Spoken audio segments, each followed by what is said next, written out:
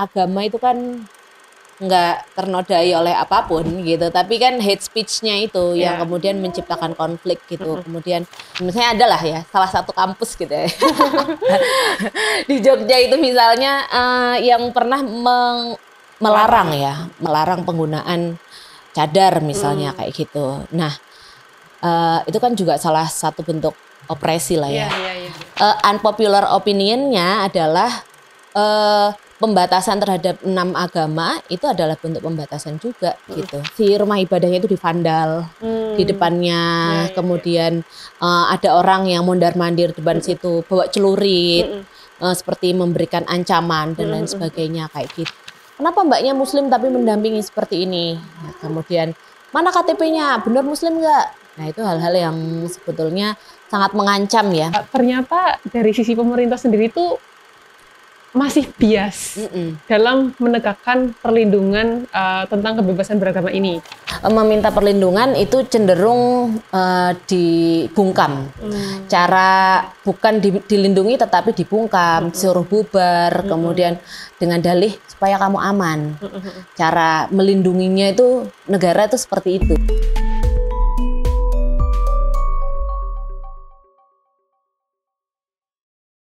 Assalamualaikum warahmatullahi wabarakatuh. Selamat datang di podcast Teman Ngopi bersama saya Wiji Nurasi. Podcast Teman Ngopi ini dipersembahkan oleh Jaringan Gus Durian, yang mana podcast ini menjadi salah satu upaya kami untuk mengkampanyekan Indonesia Rumah Bersama. Ya, di sini saya sudah bersama Mbak Harisma dari LBH Yogyakarta. Dan ya, selamat datang Mbak Harisma. Ya, terima kasih Mbak Wiji. Terima kasih teman-teman Gus Durian juga yang udah ngundang kami untuk ngobrol-ngobrol di Teman Ngopi. Ya. Bagaimana kabarnya hari ini Mbak Harisma? Baik, alhamdulillah, dan Jogja sangat panas ya. Iya, hari-hari ini lagi panas gitu. Nah, Mbak Harisma, hari ini kita punya topik yang sangat menarik untuk dibincangkan bersama. Ya, bincang santai aja gitu ya. Topiknya yaitu kebebasan berkeyakinan dalam konteks konstitusi. Nah, ini sangat relate dengan aktivitas Mbak Harisma sehari-hari ya di LBH ya. Dan tapi sebelum masuk ke topik kita, mungkin aku pengen Mbak Harisma perkenalan dulu ke teman-teman dan juga mungkin sedikit dijelaskan tentang apa itu LBH dan gerak apa yang dikerjakan di LBH seperti itu. Iya, jadi teman-teman LBH Yogyakarta itu berada di bawah Yayasan Lembaga Bantuan Hukum Indonesia. Kalau di Jogja sendiri kami berdiri dari tahun 1981 dan aktivitasnya memberikan layanan bantuan hukum ya gitu. Bahkan sebelum ada Undang-Undang Bantuan Hukum, kami sudah melakukan pelayanan bantuan hukum kayak konsultasi, pendampingan di dalam pengadilan maupun di luar pengadilan. Terus juga memberikan pendidikan, edukasi hukum kepada masyarakat. Kita juga melakukan pendidikan paralegal. Gitu. Jadi paralegal itu pendidikan hukum untuk mereka yang tidak menempuh pendidikan hukum. Biasanya kita ambil dari komunitas-komunitas kayak gitu. Dan memang isu yang kami dampingi sebenarnya sangat banyak gitu ya. Tidak hanya spesifik ke KBB atau kebebasan beragama dan berkeyakinan, tapi sebenarnya basicnya adalah hak-hak asasi manusia gitu. Jadi segala bentuk pelanggaran HAM itu kami mendampingi, terutama ya segala bentuk sih gitu. Misalnya yang belakangan ini kayak hak untuk menyampaikan pendapat, terus hak perempuan, macam-macam ya, hak-hak perempuan itu kayak kekerasan seksual, terus termasuk salah satunya kebebasan beragama dan berkeyakinan. Nah, tadi itu terkait dengan LBH-nya ya Mbak ya. Kalau Mbak Harisma sendiri boleh nggak cerita sedikit tentang mungkin background, terus gimana awalnya masuk ke LBH dan udah berapa lama, dan mungkin di LBH itu posisinya sebagai apa, tugasnya apa gitu, bisa dijelaskan nggak?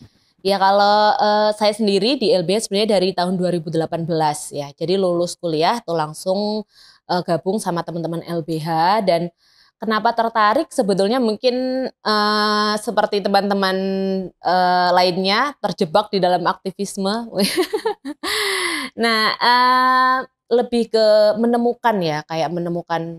Jadi dulu pas saya masuk tuh ada sekolah paralegal itu. Nah, di sekolah paralegal itu ada peserta yang dilatih itu sangat beragam sekali gitu. Ada teman-teman transpuan, ada teman-teman disabilitas, terus teman-teman dari berbagai isu, ada yang gerejanya juga apa namanya nggak boleh beroperasi dan lain sebagainya. Itu yang kemudian aku merasa kayak meskipun dulu kok di pondok aku diajarkan bahwa semua orang tuh sama, tapi kok masih membeda-bedakan ya kayak gitu ya, masih ada stigma ya terhadap orang kelompok-kelompok tertentu yang tadi aku sebutin misalnya kayak gitu. Dan di situ aku mulai benar-benar ngerasa, oh ternyata kesetaraan yang benar tuh yang kayak gini nih, yang kita tuh ngelihat semua orang tuh sama ya, Tuhan tuh ngelihat semua orang tuh kayak gini, sama kayak gitu, nggak membeda-bedakan. Itu sih yang jadi apa namanya, mungkin akhirnya berlanjut ya sampai 6 tahun gitu. Jadi kira-kira itu ya motivasinya Mbak tetap bertahan di LBH itu ya. Oke, kalau Mbak lihat situasi sekarang ya tentang kebebasan berkeyakinan dan beragama itu, kira-kira gimana Mbak dari sisi dari sisi Iya, mungkin pendapat umumnya adalah Indonesia ini yang negara yang sangat toleran ya terhadap semua pemeluk agama gitu. Tetapi unpopular opinion-nya adalah pembatasan terhadap 6 agama itu adalah bentuk pembatasan juga gitu.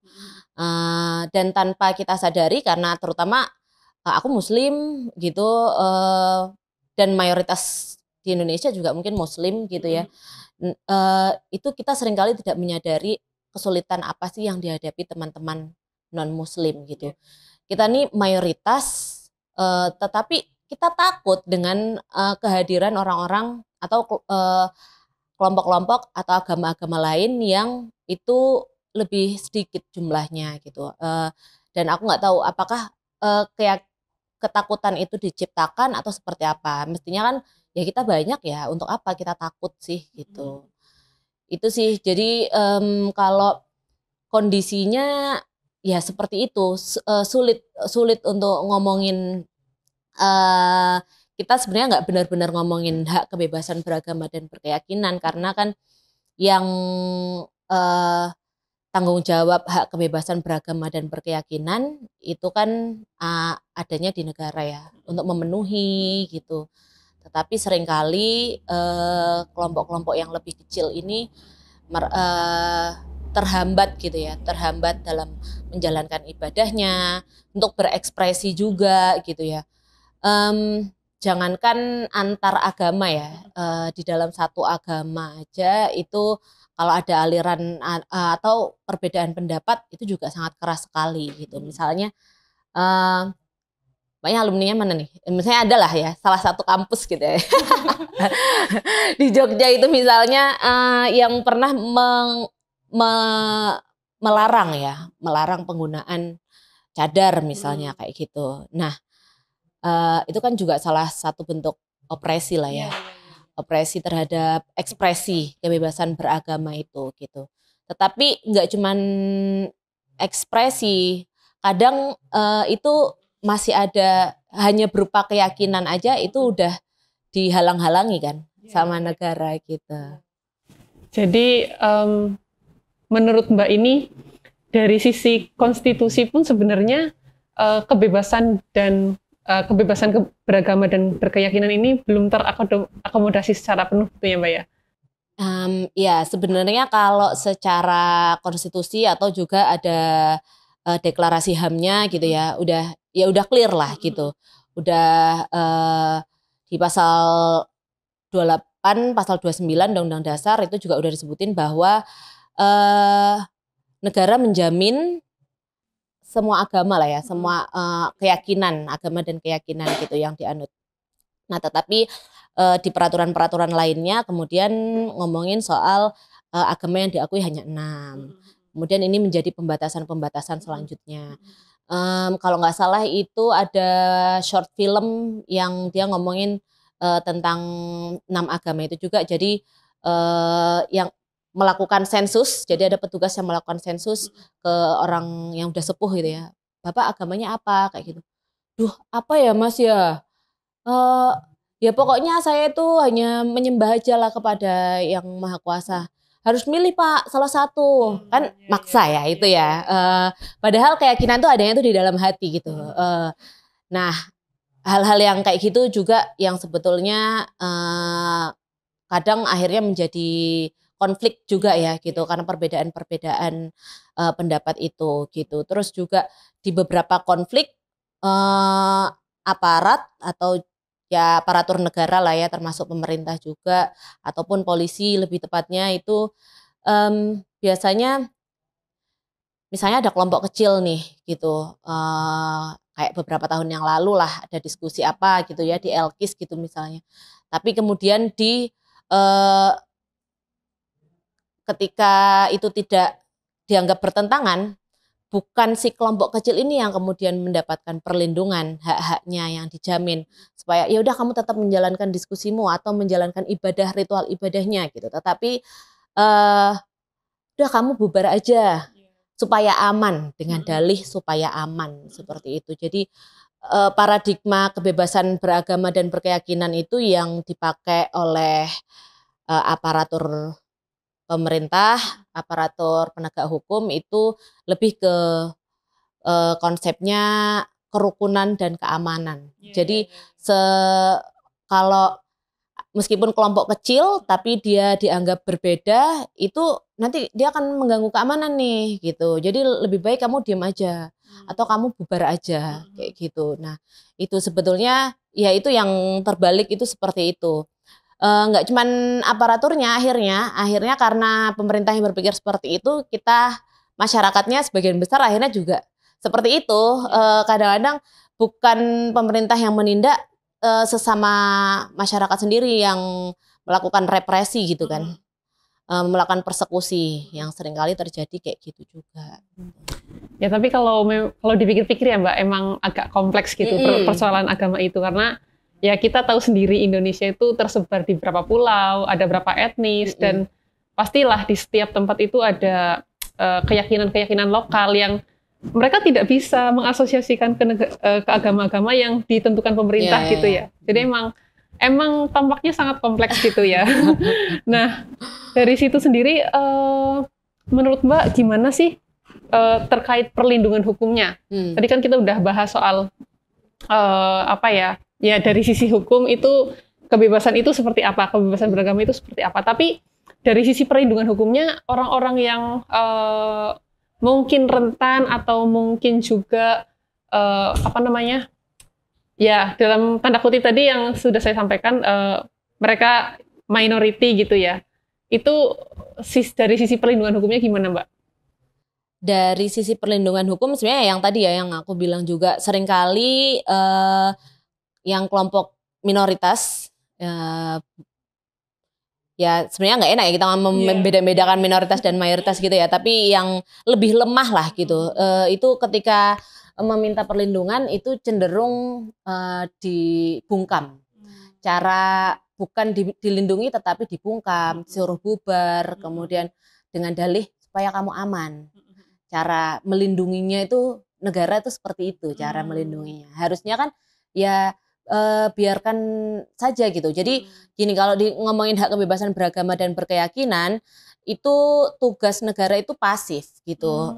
Hak kebebasan beragama dan berkeyakinan itu adalah hak negatif yang mana pemerintah seharusnya nggak banyak ikut campur gitu. Jadi cara negara untuk melakukan pemenuhan adalah dengan menghormati kan. Hak asasi manusia itu kan ada 3 cara pemenuhannya ya, tuh menghormati, kemudian memenuhi apa ya, to promote, to fulfill, dan itulah ya, gitu. Nah, salah satunya yaitu tadi dengan menghargai. Jadi nggak usah terlalu campur tangan dalam urusan negara itu gitu. Karena apa? Ya karena negara itu adalah urusan privat ya. Jadi di hak kebebasan beragama dan berkeyakinan itu ada forum internum, ada forum eksternum. Ada forum internum itu yang bersifat keyakinan kan di dalam diri gitu. Misalnya apakah misalnya seseorang itu meyakini Tuhan atau enggak, itu adalah hak internumnya yang enggak bisa diganggu gitu. Tetapi begitu itu adalah ekspresi eksternum, nah ini bukan boleh diganggu tapi boleh diatur gitu. Misalnya ketika ada ibadah yang kemudian menggunakan jalan bersama, itu boleh diatur, boleh dipakai tetapi sampai jam berapa, atau boleh dipakai tapi hanya segini aja, atau menggunakan ruang tempat-tempat umum, misalnya ketika mendirikan rumah ibadah. Ketika mendirikan rumah ibadah yang perlu diatur kan mestinya bising nggak ini, apakah akan ada aktivitas yang mengganggu atau enggak gitu. Misalnya jumlahnya yang sangat besar tetapi jalan umumnya sebenarnya nggak sebesar itu dan lain sebagainya kan, itu yang sebetulnya harus diatur. Tetapi kan peraturan pendirian rumah ibadah kita nggak yang kayak gitu yang diatur gitu, tetapi yang diatur lebih ke berapa banyak penggunanya, 60 minimal ada 60 orang, terus ada 90 orang pengguna dan 60 orang yang mendukung gitu. Dan itu kan sesuatu yang sebetulnya nggak perlu. Kenapa nggak perlu? Karena nggak semua pemeluk agama yang butuh rumah ibadah itu jumlahnya sebanyak itu gitu. Ada aku pernah cari tahu ya gitu. Di Jogja aja itu prosentase agama Hindu atau Buddha itu hanya kecil sekali gitu. Misalnya satu kota atau satu kabupaten itu mungkin hanya ada berapa orang aja. Tapi kalau misalnya tempatnya jauh-jauh, apakah kemudian nggak perlu bikin rumah ibadah? Misalnya ya dalam satu desa lah ya, mungkin desa di kota dan desa di kabupaten kan agak beda ya, jauh-jauh gitu. Kalau di kabupaten tuh besar desanya ya, cakupannya itu. Misal adanya 30 orang, ya masa nggak boleh gitu. Apakah kita harus cari ke tempat yang lebih jauh lagi hanya untuk beribadah gitu. Ya karena kita nggak pernah merasakan, karena kita mayoritas yang mungkin di satu kali waktu adzan aja dari 4 arah angin aja ada ininya, mungkin lebih gitu. Jadi itu tadi ya Mbak, cara pemerintah ketika menghadapi ya kelompok-kelompok agama yang atau kelompok-kelompok keyakinan yang posisinya rentan ini justru nggak menyelesaikan masalah tapi justru membungkam suara mereka gitu ya. Kayak mereka disuruh diem gitu ya. Sepanjang 6 tahun karir Mbak Karisma di LBH ini, ada nggak sih kasus terkait hal ini, terkait kebebasan beragama dan berkeyakinan ini yang cukup menarik, dan kira-kira apa langkah-langkah yang dilakukan mungkin dari LBH, bantuan yang diberikan LBH, atau bagaimana mungkin respon pemerintah juga waktu itu mengenai kasus tersebut gitu? Ya, oke. Sebetulnya kalau yang aku nanganin langsung itu di 2019 ada salah satu kasus yang terganjal pendirian rumah ibadah. Tapi kalau yang sebelum-sebelumnya lagi masih ada gitu ya. Gitu. Nah mungkin aku bahas yang tahun 2019 itu ya. Nah jadi itu adalah rumah ibadah yang sebetulnya beroperasi sudah dari 2004 gitu. Dan rumah ibadah itu dibeli atau tanahnya dibeli dan dibangun menggunakan uang pribadinya pendeta lah gitu ya, pendetanya gitu. Karena memang nggak yang ngumpulin gitu loh, bukan yang iuran bareng-bareng gitu enggak. Dan itu memang sudah ada di akta jual belinya juga disebutkan tanah ini nantinya akan digunakan untuk aktivitas peribadatan gitu. Tapi kemudian 2006 itu kan ada peraturan pendirian rumah ibadah itu ya, peraturan bersama Menteri tentang pendirian rumah ibadah. Nah, tapi dari 2006 sampai tahun 2018 itu tidak ada peraturan turunan di tingkat kabupaten kota gitu. Nah, di 2018 itu barulah dibikin gitu. Dibikin peraturannya, kemudian silahkan yang rumah ibadahnya sudah beraktivitas sebelum tahun 2006, silahkan mengajukan izin mendirikan rumah ibadah ini gitu. Akhirnya diajukan dengan persyaratan-persyaratan yang ya samalah umum kayak gitu. Tapi kemudian setelah 6 bulan terus diterbitkan, tiba-tiba dicabut lagi sama pemerintah yang menerbitkan izin mendirikan rumah ibadah itu gitu. Dan padahal ini belum berdiri, tapi bahkan sudah beraktivitas gitu. Jadi istilahnya hanya formalitas aja lah untuk perlindungan kan, supaya legal. Berarti itu kan sebenarnya upaya perlindungan juga terhadap rumah ibadah kan gitu. Tapi malah kemudian setelah diterbitkan dicabut lagi dengan pemerintah menerbitkan surat pencabutan lah kayak gitu. Dan itu sebetulnya sangat tidak prosedural gitu, nggak ada peringatan, nggak ada apa-apa, tiba-tiba ada pencabutan. Dan pencabutan itu didasarkan pada pengaduan masyarakat. Nah, hal-hal seperti ini yang itu ambigu kan akhirnya, tidak ada perlindungan terhadap kelompok atau rumah ibadah ini tadi kan udah bagus nih, udah ada perlindungan, tiba-tiba dicabut lagi hanya karena ada aduan itu tadi ya itu. Dari kelompok lain gitu ya. Nah, kami mendampingi itu dalam hal mengajukan gugatan di tata usaha negara, tetapi memang tidak mudah ya gitu karena mereka sendiri kan memang tinggal di rumah ibadah tersebut.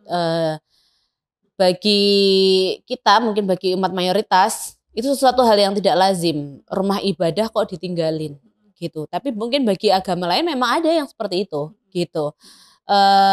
Dan juga bentuk rumah ibadahnya yang tidak seperti rumah ibadah dan lain sebagainya, itu faktor-faktor yang menurut orang di luar agama tersebut itu mungkin kayak kok kayak gini sih gitu, aneh gitu loh.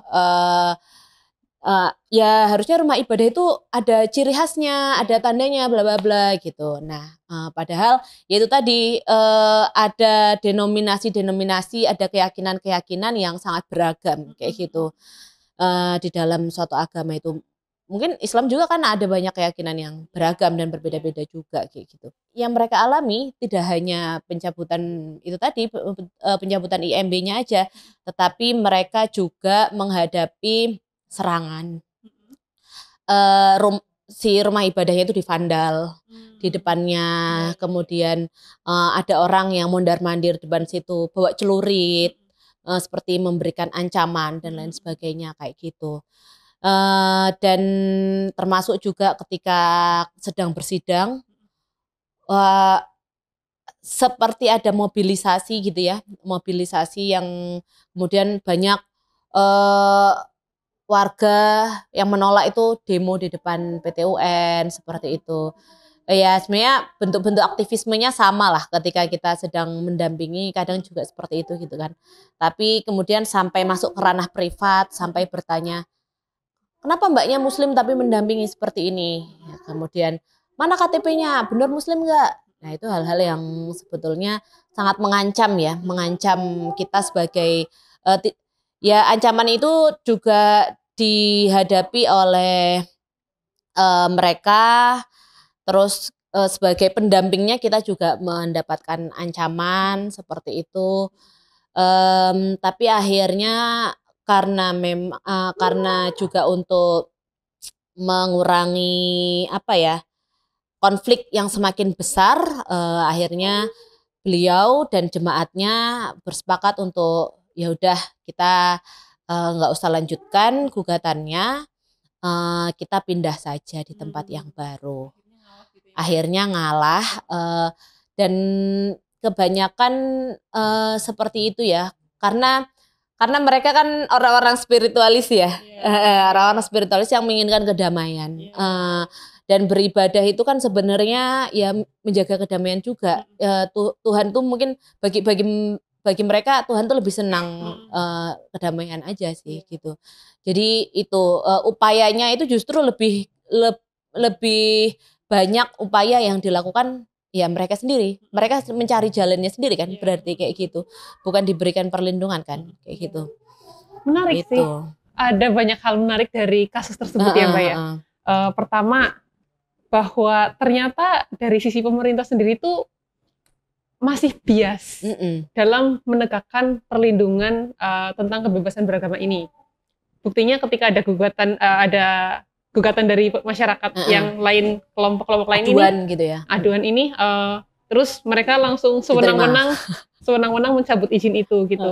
Terus dari masyarakatnya pun masih ada sangat bias kepercayaan gitu ya Mbak ya, kayak ketika Mbak membela mereka, untuk apa namanya? Yang berbeda lah ya. Membela yang berbeda kepercayaan ini, terus kayak masyarakat kayak, kok kamu sebagai muslim nggak di sisi kami gitu kan, padahal ini kan bukan soal agama tapi soal kebebasan hak asasi gitu ya Mbak ya. Berarti ya dari dua sisi itu emang ada bias dan kurang kesadaran tentang kebebasan. Dan sebetulnya saya sendiri pribadi juga mendapat teguran ya dari keluarga ketika mendampingi seperti itu kan, ya mungkin ya keluarga aku masih sama seperti pada umumnya mayoritas masyarakat yang ya kamu kalau muslim jangan belain yang agama lain dong. Ya hal yang seperti itu. Jadi ancaman yang kita hadapi itu dari berbagai macam juga gitu. Tumpang tindih ya, tumpang tindih Bang.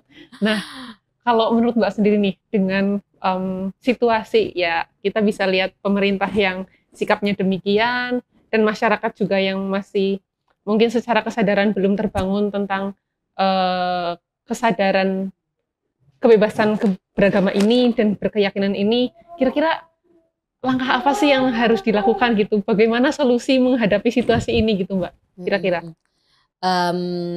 Kalau dari kami di dalam advokasi biasanya memang menggunakan istilah menuntut kebebasan beragama itu adalah sesuatu yang sensitif gitu ya. Tapi yang kita sampaikan tuh hal-hal yang bagus, yang indah gitu kan. Toleransi, kedamaian, kayak gitu-gitu pemerintah lebih bisa menerima gitu ya. Dan sebetulnya pemerintah itu punya banyak peluang untuk menciptakan toleransi, menciptakan kedamaian gitu. Tetapi ya lebih sulit mungkin sehingga tidak dipilih pilihan-pilihan itu gitu. Karena lebih berat misalnya nih bisa juga kan setiap kota kabupaten itu punya FKUB.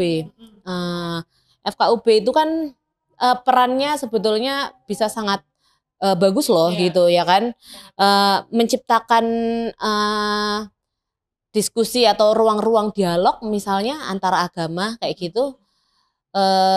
Jadi mungkin nggak jadi terlalu tegang gitu. Jadi tugasnya itu tidak hanya memberikan rekomendasi rumah ibadah aja, tetapi menciptakan dialog-dialog yang itu selama ini tidak pernah dibangun kan. Dialog antar agama itu kan pemerintah nggak pernah membangun ke arah situ mungkin gitu. Tapi lagi-lagi itu kan butuh biaya, butuh dana untuk membangun diskusi lah ya, membangun suasana yang ramah, ruang dialog yang antar agama yang inklusif kayak gitu. Nah itu yang mungkin sulit dilakukan. Juga masih banyak orang-orang yang berada di posisi-posisi tersebut kan juga masih yang bias mayoritas juga.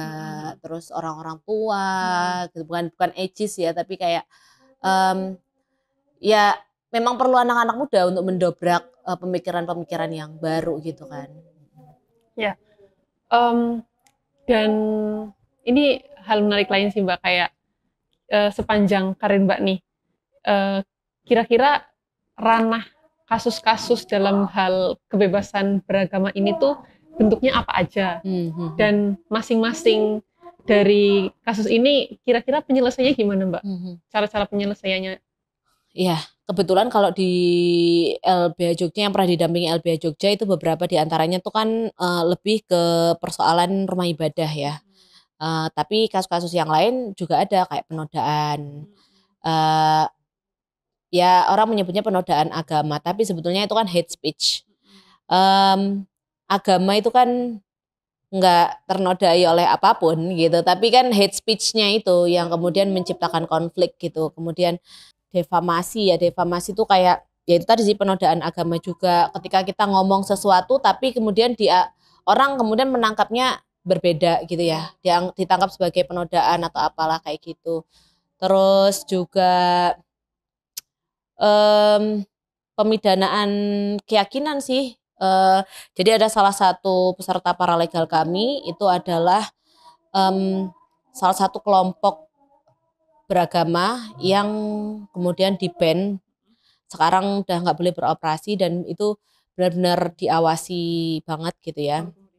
Ya oleh pemerintah masih kadang-kadang mereka harus laporan kegiatannya apa, udah nggak kumpul atau kayak gimana kayak gitu, sangat diawasi sekali gitu yang ya cara penanganannya berbeda-beda karena akhirnya misalnya seperti itu berarti mendekatnya lebih ke kayak keamanan ya. Jadi bahkan mereka itu diawasi oleh tentara juga. Gitu jadi kayak berat gitu situasinya. Dan kalau penodaan agama mungkin lebih kita belum pernah menangani sih ya, tapi itu iya kasusnya ada dan ya termasuk salah satunya mantan gubernur DKI gitu ya. Itu apa ya, mungkin beberapa pemaksaan ya, kayak pemaksaan atau pelarangan ekspresi kayak di Bantul pernah juga pemaksaan jilbab terhadap anak sekolah. Itu kayaknya itu juga banyak tuh terjadi di sekolah-sekolah negeri sekarang ya gitu.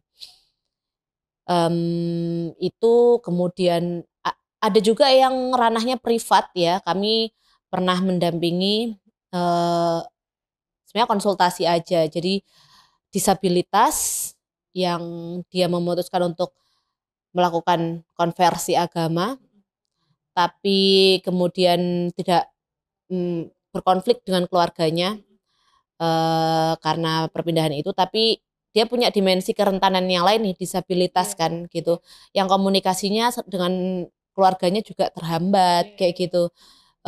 Dia identitas pribadinya itu ditahan oleh keluarganya, terus dikunci di dalam kamar dan lain sebagainya karena malu dan kayak gitu. Jadi dimensinya cukup beragam juga ya gitu. Ada yang privat, ada yang kelompok gitu. Ya, sangat kompleks sekali ya Mbak ya. Kompleks banget, makanya memang cukup rumit ngomongin HKBP itu. Jadi kasus-kasusnya dari ranah yang privat sampai yang levelnya agak ekstrim gitu ya tadi. Iya. Mbak sambil diminum kopinya Mbak.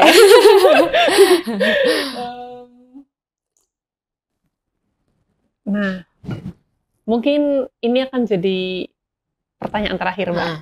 Kira-kira tantangannya apa sih dalam penyelesaian kasus-kasus terkait KBB itu? Tantangan ya dari terberat sampai yang kecil-kecil gitu. Mungkin apa ya, merubah perspektif itu prasyarat yang paling awal tapi paling berat juga untuk dilakukan. Kalau perspektifnya belum berubah, mungkin hal-hal yang lain juga kita nggak bisa merubah kan, merubah kebijakan dan lain sebagainya itu belum bisa kalau kita kalau perspektifnya belum berubah gitu. Itu sih yang paling mendasar juga, sehingga jadi kami punya 3 kasus tadi yang terkait dengan pendirian rumah ibadah di 3 kabupaten berbeda di Jogja. Itu akhirnya mereka mendapatkan izin rumah ibadahnya adalah saat momentum pilkada.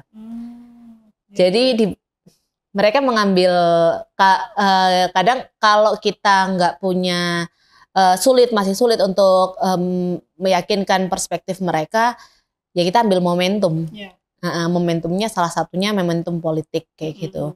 Meskipun itu sulit dan belum tentu juga berhasil, gitu. Paling itu sih. Jadi memang memperbanyak dan memperluas diskursus tentang KBB itu jadi penting karena itu prasyarat awal tapi juga paling susah banget gitu. Ya, merubah mindset gitu ya, Mbak. Pintu yang paling awal tapi juga yang paling sulit untuk dibuka gitu, untuk didobrak gitu ya, Mbak. Iya.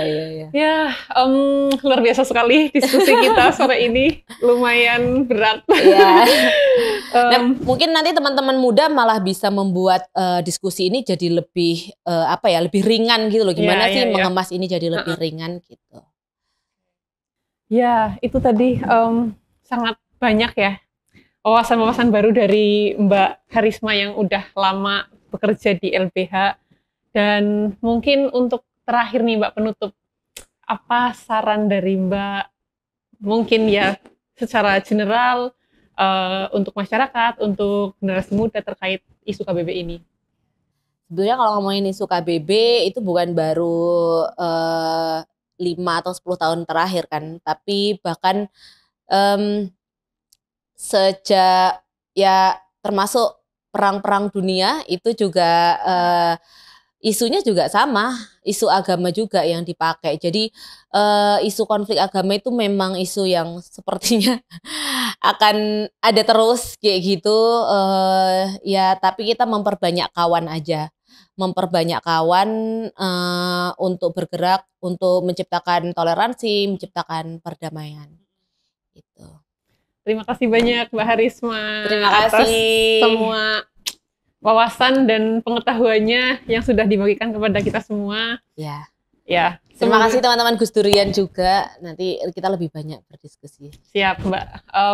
Ya, semoga kita akan ada lebih banyak diskusi lagi terkait hal ini. Ya, kita berusaha lah ya Mbak untuk mendobrak perspektif itu yang masih mungkin di banyak tempat masih agak kurang terbuka terkait dengan kebebasan beragama dan berkeyakinan ini gitu.